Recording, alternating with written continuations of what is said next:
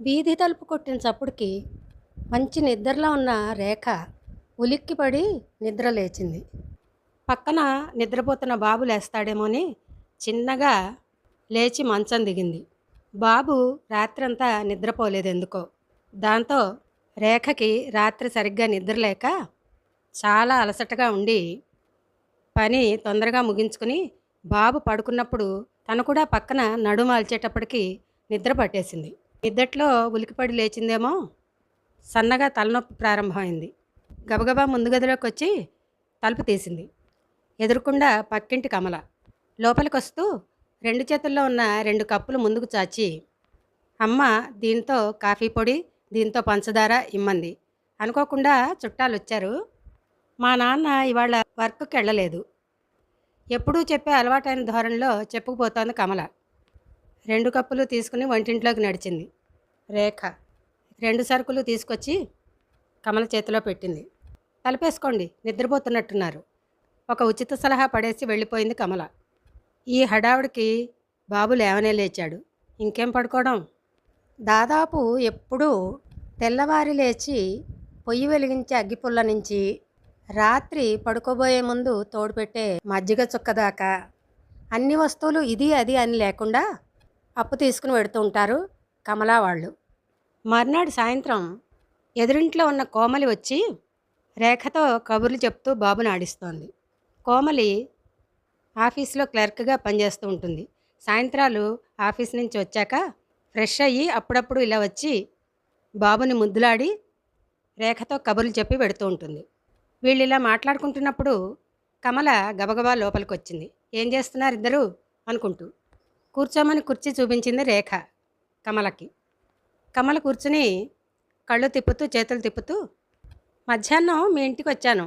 మొన్న మీరు ఇచ్చిన కందిపప్పు, అంతకుముందు తీసుకున్న శనగపప్పు, కాఫీ పొడి, పంచదార అన్నీ తీసుకుని వచ్చాను.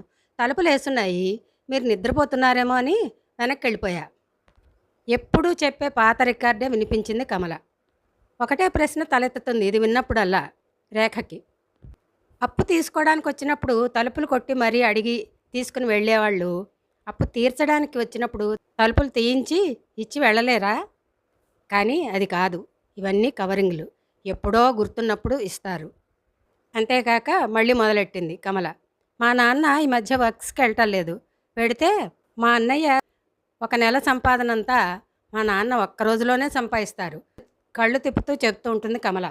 వాళ్ళ నాన్నగారు చిన్న చిన్న కాంట్రాక్ట్ సేవ చేస్తూ ఉంటారు, కానీ సాధారణంగా వెళ్ళరు బయటికి.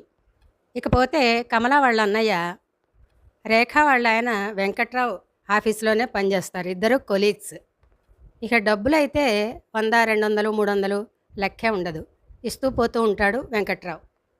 మర్నాడు సాయంత్రం భర్త ఆఫీస్ నుంచి వచ్చాక సరుకులు అయిపోయాయి, లిస్టు రాశాను, తీసుకొస్తారా అడిగింది రేఖ వెంకట్రావుని. సరుకుల లిస్టు తీసుకుని చూసి కందిపప్పు, శనగపప్పు, పంచదార, కాఫీ పొడి మొదలైనవన్నీ చూసి, మొన్ననేగా తెచ్చాను, అప్పుడే అయిపోయాయా, అసలే నెలాఖరు విసుక్కున్నాడు వెంకట్రావు. ఈ సీన్ కూడా అప్పుడప్పుడు జరిగేదే. రోషం బుసలు కొట్టింది రేఖకి. నేనేమన్నా మింగేస్తున్నానా అన్నీ అనుకుని, ఈ 4 రోజులు వచ్చేవే, కానీ మీ ఫ్రెండ్ వినయ్ కుమార్ వాళ్ళు వచ్చి అప్పులు తీసుకెడుతున్నారు, నేనేం చేయను అంది రేఖ నిస్సహాయంగా. వినయ్ కుమార్ అంటే అదే చెప్పానుగా, కమల వాళ్ళ అన్నయ్య, వెంకట్రావు కొలీగ్. వాళ్ళు అడిగితే మాత్రం లేవని చెప్పలేవా? అడిగితే ఇచ్చేయడమేనా అహంగా అన్నాడు వెంకట్రావు. తన ఫ్రెండ్షిప్తో వచ్చిన సనివేగా ఇది. అతను తన్ని డబ్బులు అడుగుతుంటే మారు మాట్లాడకుండా ఇస్తూ ఉంటాడు. ఇప్పుడు తనని మాటలు అంటున్నాడు. మనసులో రోషంగా అనుకుంది రేఖ.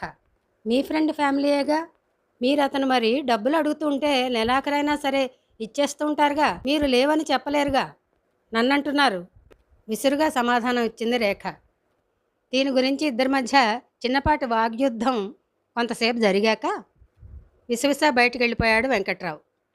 ఇది కూడా వారింట్లో తరచూ జరిగేదే. మరో 2 రోజులు పోయాక సాయంత్రం పూట బాబును ఆడిస్తూ భార్యాభర్తలు ఇద్దరూ కూర్చుని మాట్లాడుకుంటూ ఉండగా కమల లోపలికి వచ్చింది.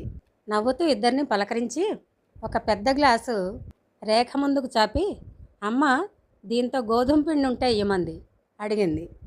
అంతకు ముందు జరిగిన వాగ్యుద్ధాలు గుర్తొచ్చిన రేఖ కోపం ముంచుకొచ్చి, లేదు అని చెప్పేద్దామని నోరు తెరవబోతుండగా వెంకట్రావు రేఖకేసి చూస్తూ ఒక వెకిలి నవ్వుతో ఇయ్యి ఇయ్యి అంటున్నాడు. హతాశురాలైపోయింది రేఖ. మారు మాట్లాడకుండా గ్లాస్ తీసుకుని లోపలికి నడిచింది. "హ్మ్, ఈ మగ మనిషి ఎంత ప్లేట్ ఫిరాయిస్తున్నాడు. అనేక సార్లు వాళ్ళకి అప్పులు ఇవ్వద్దని నాతో మాటల యుద్ధం చేసినవాడు వాళ్ళ ముందర ఇయ్యి ఇయ్యి అంటాడా? ఏం మగవాళ్ళు" అని నిస్సహాయంగా మనసులో పళ్ళు నూరుకుంటూ గోధుమ పిండి తెచ్చి కమల చేతికిచ్చింది. నాలుగు గోడల మధ్య ఒకలా, నలుగురిలో ఒకలా ఉండే వాళ్లతో వడ్లతో తట్టెండాల్సిందే మరి.